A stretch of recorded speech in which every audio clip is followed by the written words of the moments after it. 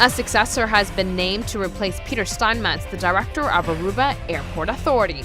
Plus, in today's lifestyle segment, a marriage proposal is a moment you want captured. A ring cam makes it all possible. And the boas may not be as dangerous to Aruba's ecosystem as previously thought. 15 on 15 starts right now. Thank you for watching. I'm Yanta Liu. Aruba Airport Authority has named its new director. The chief operating officer from the JFK Airport in New York is the successor for Peter Steinmetz. Aruba's Beatrix Airport will soon be under the management of the COO at Terminal 4 of JFK Airport. Jim Fazio manages day-to-day operations for JFK's Terminal 4, including airside, landside, and terminal building. When he enters Aruba Airport Authority, Mr. Fazio will have under his belt as the principal liaison with JFK Terminal 4's airline partners, government agency representatives, and other Terminal 4 vendors, and continuously evaluates operations to ensure that the facility is being managed efficiently. In addition, he assists with new airline startups and is responsible for the organization's strategic and tactical capacity planning.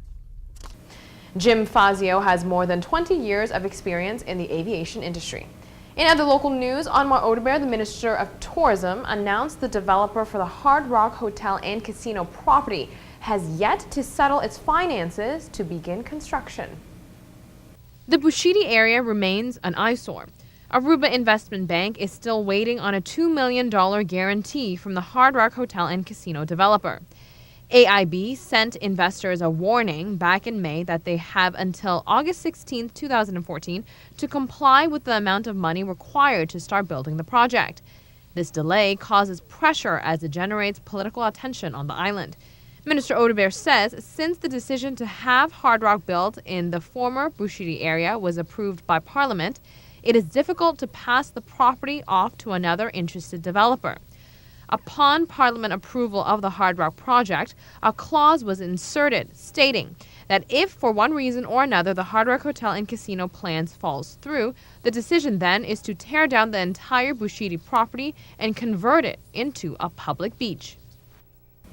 Sheraton sent the Ministry of Tourism a letter a few days ago expressing their interest still in the property. Keep in mind, the brand Hard Rock was chosen due to it being established that Aruba's tourism industry is lacking the younger generation, mainly X and Y. Hard Rock appeals to the generations in which Aruba would like to attract more of. Now, Aruba's airline, Tiara Air, is currently still under bankruptcy protection until 2015. However, there has been progress between the airline and the Venezuelan government in terms of owed payment. The Venezuelan government has arranged to pay the airline back in installments. The Venezuelan government owes Tiara Air a substantial amount of money. This ultimately led to the airline's setback, seeing as 80% of Tiara Air's income was dependent on the Venezuelan market. Both parties has arranged for payments to be settled in 5 installments. The airline received the first payment back in June. However, the original payment will be 25 to 30% decreased from what the Venezuelan government actually owes Tiara Air. Currently, Tiara Air employs 60 people. The airline is looking forward to start back up again in the third week of August. Alejandro Muyali, the director of Tiara, says they will come back with a new and improved brand with a new structure set in place. The airline will focus on the routes to Curacao and Bonaire. Aruba is not only about sun, sand, and sea. For the tourists out there who want to explore and dig into the island's history and monumental places, all they have to do is jump in a car and drive. Bushiri Bana remains a very popular tourist attraction. Island Gold Mining Company built the Bushiri Bana smelter in 1825 to extract gold from the ore that was being mined in the nearby hills. It operated for 10 years.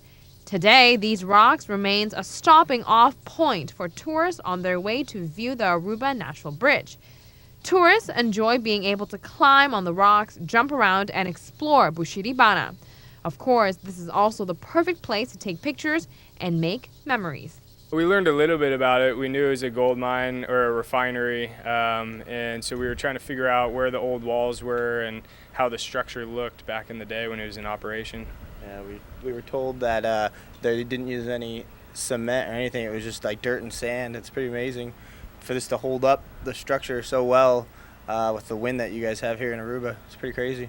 And you see the foundation is just built on giant boulders. All these rocks are just stacked on giant boulders. It's pretty wild. And on that note, we will be right back. Stay with us.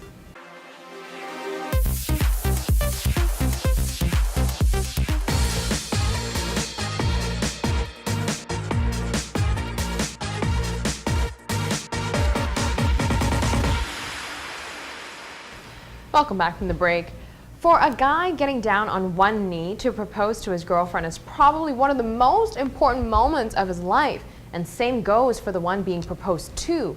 So it is fair to say it is certainly a moment people want captured. Introducing the ring cam. To capture that exact moment she sees the ring, or that moment she says yes, you will need a ring cam. Ring cam is a ring box equipped with a tiny camera that records a proposal from the moment she opens the case all the way from the point of view of the engagement ring.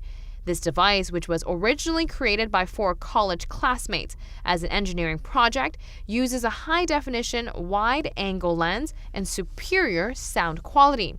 With just the push of a button, Ring Cam captures everything from the surprised face to the ecstatic yes. The company even offers video editing as a service. You can buy a Ring Cam for $200 or rent one for $99, and video editing starts at $100, and that is a service, of course, that you can actually get as well. So Google Ring Cam for more information. When a new relationship is blooming, oftentimes the phrase "play hard to get" come to mind. But ladies, listen up. A new study found that men are actually more attracted to responsive women. Researchers used studies to look into how responsiveness in a potential partner increases your sexual interest and attraction to them. Responsiveness, or niceness you can say, is supposed to show that you are concerned with another person's welfare, which in theory builds intimacy and makes them more attracted to you. Results of the study showed when men found women responsive, it led to heightened sexual arousal and a greater desire for a relationship. So lesson here is, ladies, being nice and receptive made men more sexually attracted to them and more interested in dating them in the long term. Instagram lovers, behold, Instagram has unveiled a new and free messaging app for iOS and Android systems, and if it's anything like their current offering, it will be a huge hit.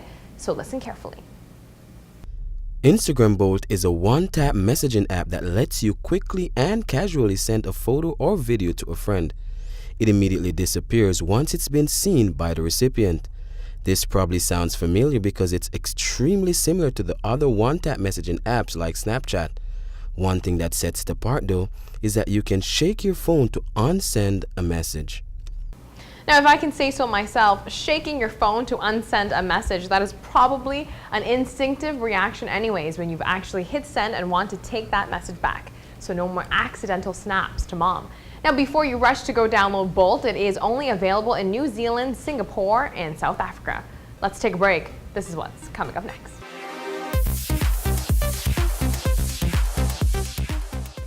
There has been fear that the boa pandemic on the island would eventually eat up all of Aruba's ecosystem. From new research gathered since 1986, biologists who specialize on reptiles and amphibians have found that boas have naturally integrated into Aruba's nature. The damage we had all feared that the boas would make isn't as significant as once thought. The boa constrictor lives amongst us. This is a fact. Unlike the cascabel, Aruba hasn't necessarily welcomed the boas with open arms. Instead, rangers at Ayercock Park had made its efforts to get rid of the snake once and for all. New research, though, that has been gathered reveals boas aren't as harmful to Aruba's ecosystem as once thought. Well, the cascabel's been here for tens of thousands of years, probably.